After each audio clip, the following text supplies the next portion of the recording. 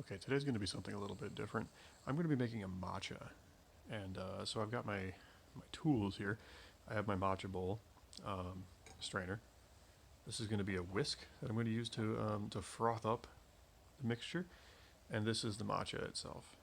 As you can see, it is very green. It is actually whole leaf that has been ground into powder. They usually take a pretty high grade Japanese tea like a gyokuro or high grade sencha, and they'll kind of grind it between two large round stones that just roll back and forth over each other, and it comes out. It's roughly the consistency of like powdered sugar. It's quite fine. So what I'm going to do is I have 175-ish degree water, 180-degree water. It's a little warmer than I want, so I'm going to take a few minutes to just let that cool off and talk about a little bit about, I suppose, the history of matcha. So, at least in the U.S., there's broadly speaking two grades of matcha. There is cooking grade matcha, and then there is ceremonial grade matcha. The main difference is that cooking grade matcha has it's used for mostly for confections. Like if you've had uh, the matcha flavored Kit Kats that are special from Japan, or like pretty much any like matcha latte that you would get at like a Starbucks, or like any coffee shop that serves matcha. Typically, they will serve cooking grade matcha. It's very sweet, very tasty. It's available pretty much anywhere nowadays. It used to be matcha's really come up in the United States in the last 3 to 4 years, I suppose. Um, so chances are, if you're watching this, you've probably had or have seen something with matcha in it. This that I have here, this is ceremonial grade matcha. This is whole leaf matcha. This is generally ceremonial is generally higher grade, made from higher grade leaves. I believe, I'm not 100% certain on this, but I've heard that there is actually a governing body that determines whether something can be called ceremonial grade or not. It has to meet a certain standard. That's what this is. It tends to run pretty expensive in the States. This tin, I've used about half of it. I think a tin this size would run about, probably, of this matcha. I think I paid like $35 for this amount, which sounds like a lot, and I suppose it kind of is. But if you are, the way I think of it is that this is 100% tea. Every little granule in here, it came legitimately from a tea leaf. The difference between that and cooking grade matcha, rather, which is much cheaper, is that while cooking grade matcha is cheaper, it is still pretty expensive for what it is. And if you look at least cooking grade matchas that I've looked at, um, if you look at the actual concentration of tea to sugar, it's something like 1 gram of tea to 15 grams of sugar in a serving of matcha, and that's absolutely insane to me. I don't want that much sugar. It completely drowns out the tea taste, for one thing, and secondly, it's just like I, I I've not done the math, but I'm pretty sure that at that ratio by volume, you're actually paying much more for your tea if you buy cooking grade matcha than you are if you buy ceremonial matcha. So uh, let's see here. Let's take a look at this. Is cooled off a little bit. The thing about temperature for matcha is that because you're drinking the entire leaf, um, it matters less. The temperature matters less for the extraction because you're not really extracting much. You're not extracting anything really because it's all going into the water. What I'm trying to shoot for with a higher temperature is texture. I want the water to be hot enough to kind of to melt the matcha and not. I don't want it to be too hot because nothing in the world tastes worse than a burned matcha. I've had matcha that's too hot. It's disgusting. Um, but I want it to be able to get a nice smooth fine texture out of the powder. So so basically, what I'm going to do, I think I'm going to go ahead and it should be cool enough that this should work out.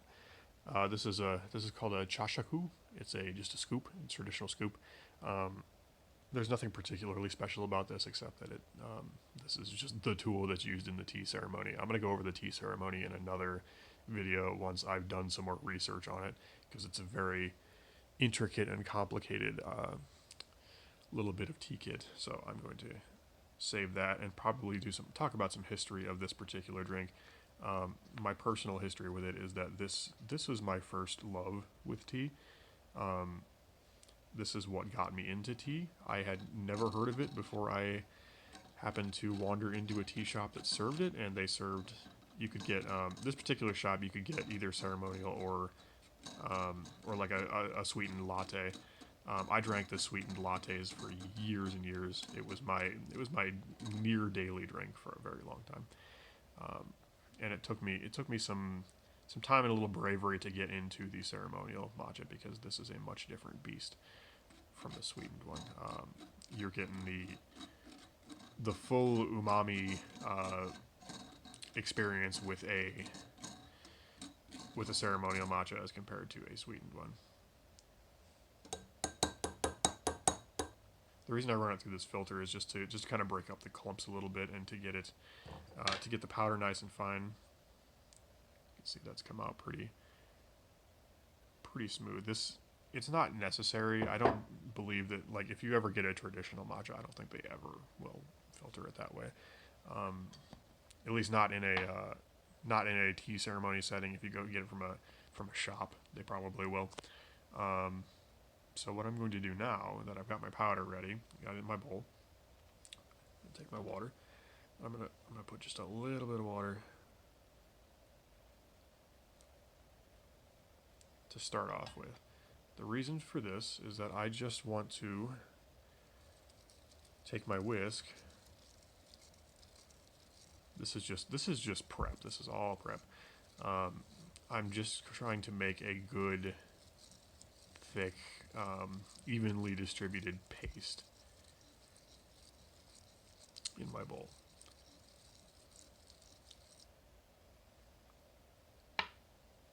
Let's see if we can show that off. You can see it's pretty thick. This is going to form the base of our tea. So I'm really looking around to make sure everything has gotten wet. There's no stray dust or any like big clumps that have not gotten wet. Looks good. So I'm going to take it and pour in the rest. I'm going to fill it up to about here.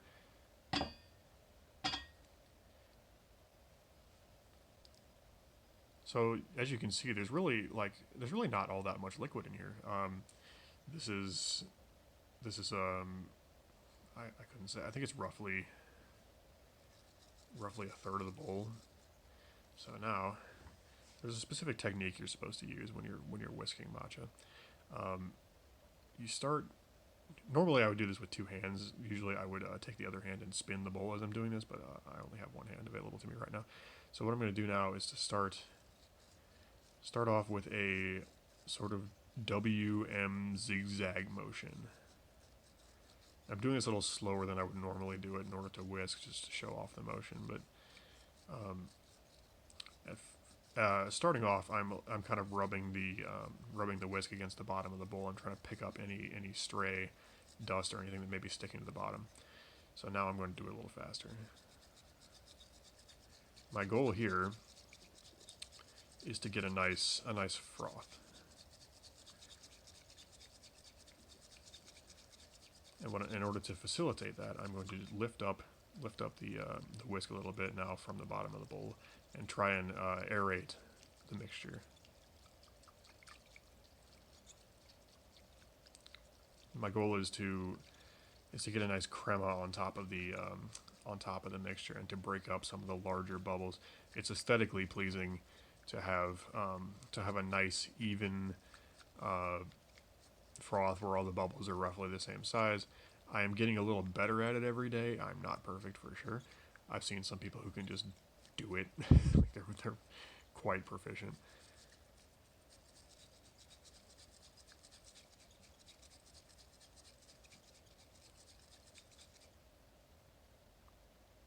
That looks decent. It's pretty good. Um, put my whisk back, and now we have a matcha.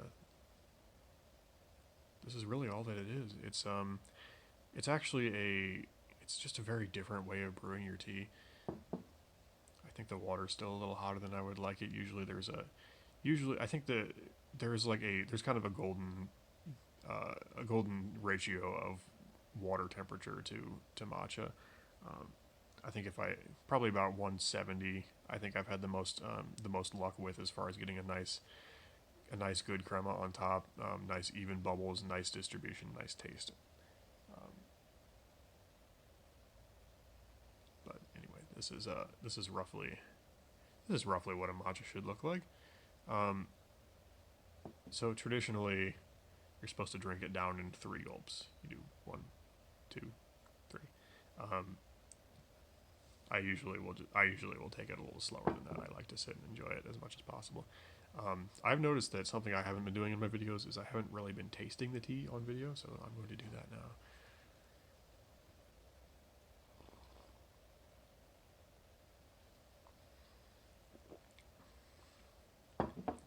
See, I love this stuff. It just tastes like the earth. Like it has this almost this umami like kind of sweetness, but it's kind of savory. It's it's um it's very green. It's very chlorophyll. It's very uplifting. Um, the main reason I really love this is because I really don't, in spite of being like a lifelong caffeine drinker, I really don't tolerate caffeine all that well. Um, I've never been much of a coffee fan, so when I've had coffee, it typically the caffeine tends to kind of hit me all at once, and I get kind of jittery and kind of not great feeling, and then I crash pretty hard. Matcha has this is since it is pure ground like concentrated tea leaf, it does have a similar amount of caffeine in it to coffee, but something about it I can't really explain it chemically, but it has sort of a the rise is smoother and slower, and it lasts longer, and then there's not really a crash. You just kind of slowly come down. So this is the kind of thing that can keep me going pretty much all day, and I feel like it's also because it doesn't hit you so hard. This is the kind of thing I can drink before bed and not really suffer too much for it. As far as being able to sleep, it's a very relaxing drink. It's very just like it does wake you up, but you don't. At least I don't feel like I'm just getting completely jolted by it, and that's one of those things I really love about this particular drink. Um, I do intend to talk more about the history of matcha. I've actually been um, reading a couple books on tea. I've learned a few things about this drink that I did not know, namely that um, it actually predates the what we would think of as the traditional method of steeping leaves. Grinding it into a powder actually came before uh, just throwing the leaves into the water in China. Apparently, it was lost. The art was lost at some point in China, went to Japan, was maintained there, and that's how we have this. I want to talk about that in more detail in a different video, but this one's already kind of gone on too long. So this is matcha. If you really if you want something like different, if you're kind of this is something that I think is going to be completely unfamiliar to most Americans. I really recommend at least try the ceremonial matcha if you get the opportunity to have a real matcha. Try that.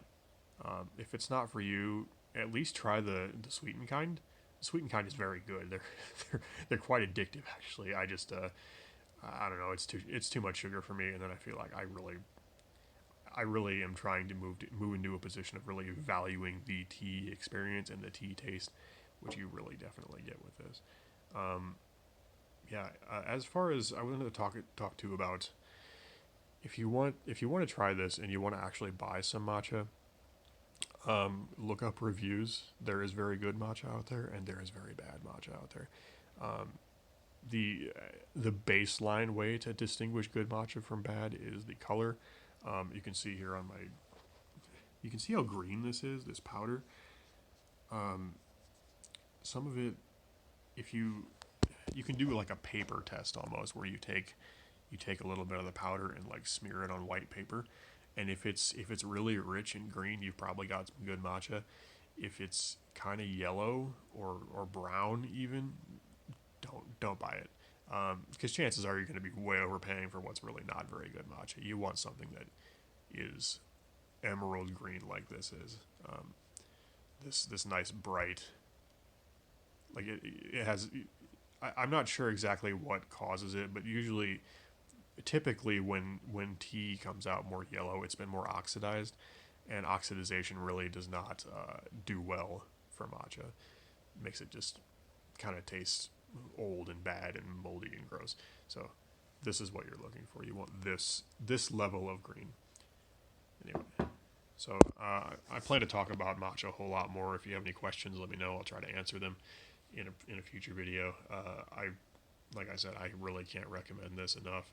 It's not for everybody, but it's definitely for me. And again, like I've said in my previous videos, if you really love your Japanese green teas like I do, this is for you. Anyway, thank you for watching, and I will see you later.